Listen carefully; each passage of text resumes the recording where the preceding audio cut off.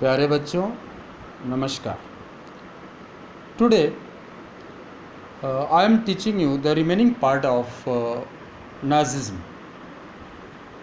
नाज़ीवाद के जो बचे हुए पार्ट थे उसको आज हम समझेंगे। नाजिज्म एक विचारधारा है जो हिटलर के सुपीरियरिटी रेस थियरी के सिद्धांत पर आधारित है।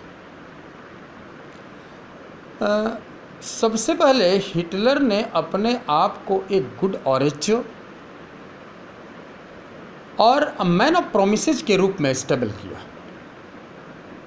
वह एक अच्छा वक्ता था और लोगों के सामने उनको टेम्प्ट करने के लिए बहुत सारे वादे किया करता था। निश्चित रूप से अपने वादों को पूरा करने का प्रयास भी किया। ये दूसरी बात है कि उसके समस्त कमिटमेंट प्रोमिसेज जर्मनी के इतिहास में उसके अपने रेस क्रिश्चियनिटी पर आधारित थे।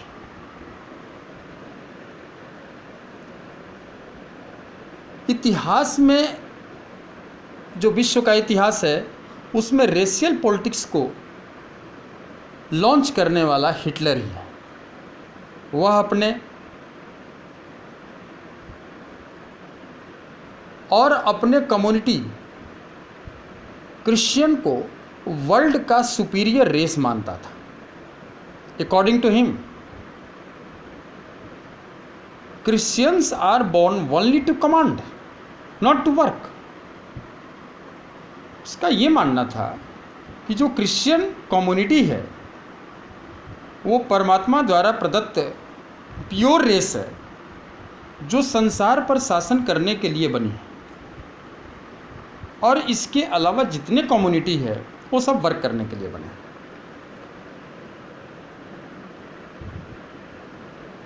अब हम जर्मनी के सोसाइटी को समझते हैं। जर्मनी में क्रिश्चियन लोगों की मेजॉरिटी थी, साथ ही साथ ज्यूज, यहूदी जिनको हिंदी में कहते हैं, ये लोग भी थे।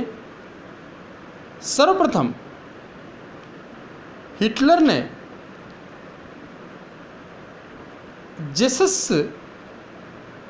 जेसस क्राइस्ट जो क्रिश्चियन के गॉड हैं या माने जाते हैं, उनको आधार बना करके जो क्रिश्चियन कम्युनिटी है उसके अंदर ज्यूज के प्रति in the against of Jews hatred एक बहुत ही अत्यंत घृणा का भाव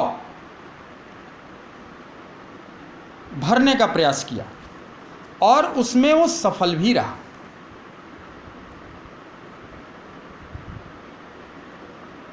आप ये समझ लीजिए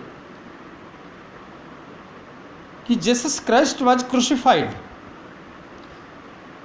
सो far as the Christian mythology is concerned, Jesus यानी कि ईसा मसीह को सूली पर चढ़ाने वाले यहूदी थे।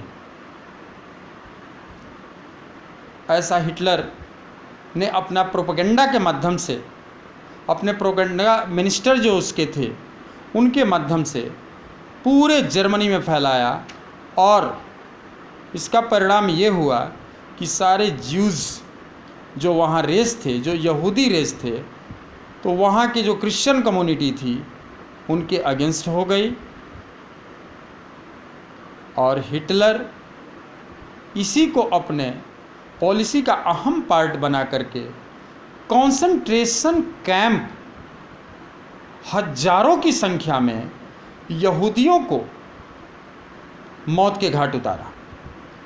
इवन आप समझ सकते हैं कि वो जो है स्कूल, कॉलेज, वर्किंग प्लेस सभी जगह से यहूदी को निकाल करके और कंसंट्रेशन कैंप जो नाम दिया था वहाँ पर भेज करके जहरीली गैस के माध्यम से समाप्त करने का काम किया। दूसरी, उसकी सुपीरियरिटी रेस थियरी के तहत प्रत्येक क्षेत्र में, चाहे वो खेल हो, विज्ञान हो, वार हो, सब में उसकी पार्टी नाजिज्म ही आगे रहे, ऐसी उसका उद्देश्य था और इसी उद्देश्य पर उसने जीवन पर्यंत कार्य किया। वह अपने को आर्य मानता था और उसके पार्टी के झंडे पर जो लोगो था वो स्वास्तिक का निशान था। इस तरह से ही established himself as the most terrible ruler in the world history।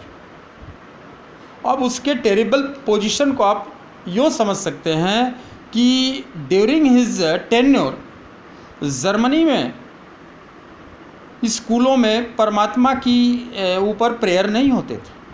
Assembly में, स्कूल असेंबली में परमात्मा को सिंबलाइज करके प्रेयर नहीं होते थे, बल्कि हिटलर को सिंबलाइज करके प्रेयर होता था। इसी से आप उसके टेरर का अंदाज़ा लगा सकते हैं। 1933 टू 1945 तक यूरोप में पूरी तरह से हिटलर छाया रहा और अंत में जब सेकेंड वर्ल्ड वार में अपने को एलाइड कंट्री के अगेंस्ट स्टैंड नहीं कर पाया तो 1945 में अपने प्रोपेगेंडा मिनिस्टर और समस्त रिलेटिव्स के साथ, फैमिली मेंबर के साथ उसने सुसाइड कर लिया, आत्महत्या कर लिया। इस तरह से सेकेंड वर्ल्ड वार के अंत के साथ ही विश्व से हिटलर के टेरर का भी अंत हो गया। और इस प्रकार यह चैप्टर समाप्त हुआ।